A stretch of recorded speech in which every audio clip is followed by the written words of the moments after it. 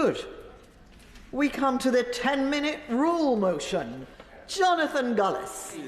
Madam Deputy Speaker, I beg to move that leave will be given to bring in a bill to amend Section 7A of the Road Traffic Act 1988 to provide that a specimen of blood may be subjected to a laboratory test without the permission of the person from whom it was taken and for connected purposes. Since being elected in 2019, my team and I have dealt with thousands of cases to support my constituents across Stoke-on-Trent North, Kidsgrove and Tork. However, no case has been as moving, upsetting and has had as much of an impact in the community as the tragic death of 6-year-old Charlotte Skye Naglis on the 19th of June 2021. Charlotte was out for a walk with her father along Endon Road and Norton Green to get some sweets when she was hit and killed by John Owen, 2 times over the drink-drive limit with Class A drugs in the system and speeding whilst on his phone. The impact on the local community is impossible to underestimate. I know friends of Charlotte still fear crossing the road or walking to school by themselves, a milestone any parent knows is an essential part of growing up.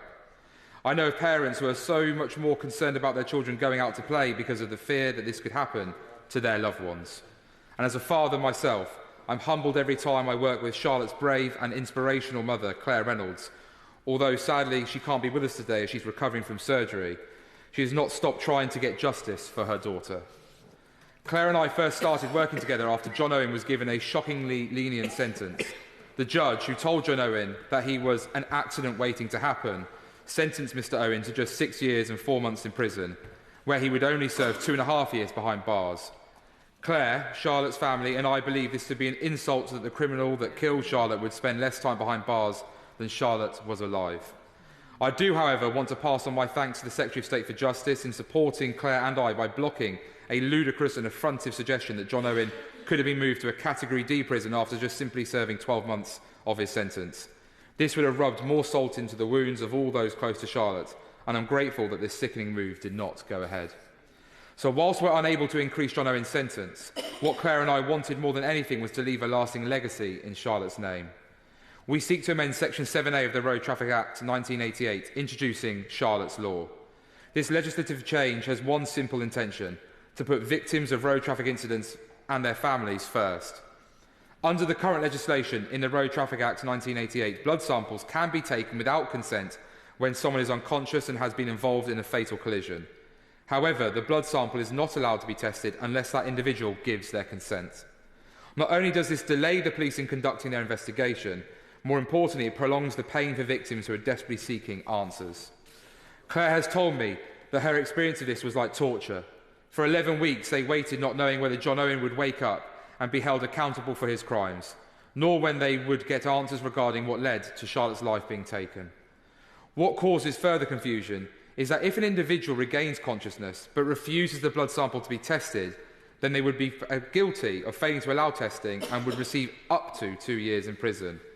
But if that individual has taken substances or consumed alcohol to a certain limit, which would act as a more serious aggravating factor, which could potentially increase their sentence beyond the additional 2 years, then you may perversely end up with blood samples simply being refused to be tested, so the accused could try and get a lesser sentence. Simply put, what this bill seeks to achieve is a tidying up of the law, enabling answers to be gathered by the police much more quickly, avoiding potential evidence becoming contaminated, and giving answers to the victims simply by stating in law that once a blood sample is taken, it can be tested. This seems particularly uncontroversial, especially as the most intrusive part of this process, the blood sample itself being taken, is already legally allowed. Claire has been so brave and courageous since her daughter passed away, and it's a testament to her selflessness, strength and resilience that in spite of all that has happened, she is prepared to fight for justice and ensure no other family experiences the same fate as hers. The petition supporting Charlotte's Law has had more than 5,500 signatures. We've received the endorsement of leading drink driving charities such as Break, SCARD and the Campaign Against Drink Driving, as well as unanimous support of Stoke-on-Trent City Council, Staffordshire Police Crime and Fire Commissioner Ben Adams and the Stoke Sentinel newspaper. Claire and I have met with the Lord Chancellor and the former Roads Minister, the Right Honourable Member for North West Durham, to discuss our campaign, and I was pleased to meet with the current Minister last week, who updated me on the upcoming call for evidence and consultation for victims of drink driving incidents. This is absolutely vital because victims of these tragic cases need to be able to explain how it feels like when the law is working against them. However, having been informed late last year that this process would be starting imminently, I urged the Minister to provide a specific timeframe for when this will take place. Victims of drink driving incidents need to be prioritised, and this can't come soon enough.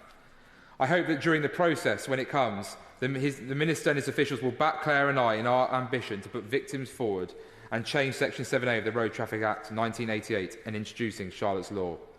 But before I conclude, Madam Deputy Speaker, I'd like to take this opportunity to also praise the hard work of Councillors Dave Evans and Carl Edwards, as well as the Norton Green Residents Association, who have relentlessly campaigned to see new measures to slow down traffic along Endon Road in order to keep residents safe since this very tragic accident. I am extremely proud that this bill has the support of members from across the House. This place always works far better when we work together, and I want to thank right honourable and honourable friends for backing this important legislation.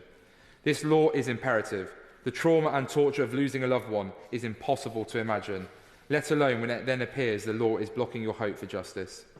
I want to see this legislation change for Charlotte and other victims of these heinous crimes, so that their families, friends and communities who go through untold grief can have confidence that the legal system will protect and support them, not the monsters who get behind a wheel with no thought for anyone else. More than anything, Claire Reynolds, who saw the murderer that killed her six-year-old daughter put away for just 2 years after going through 11 weeks of pain, not knowing what put him behind the wheel on that day, deserves to see the law changed so that no family suffers like hers did. If anything, her selflessness deserves it. Thank you. The question is that the honourable member have leave to bring in his bill. As mayors that opinion say aye. Aye. The contrary, no. The ayes have it. The ayes have it. Who will prepare and bring in the bill? Dame Priti Patel, Sir Brandon Lewis, Dame Karen Bradley, Drac Berriton, Joe Gideon, Sarah Champion, Jim Shannon, Andy MacDonald, Lee Anderson, Kat Smith, James Wild, and I, Madam Deputy Speaker.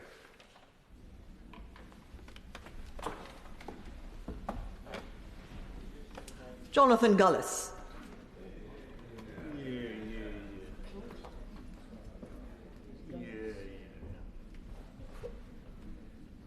Don't drop it.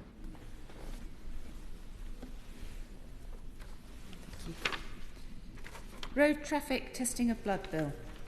Second reading what day? 14th of June 2024. 14th of June. Thank you.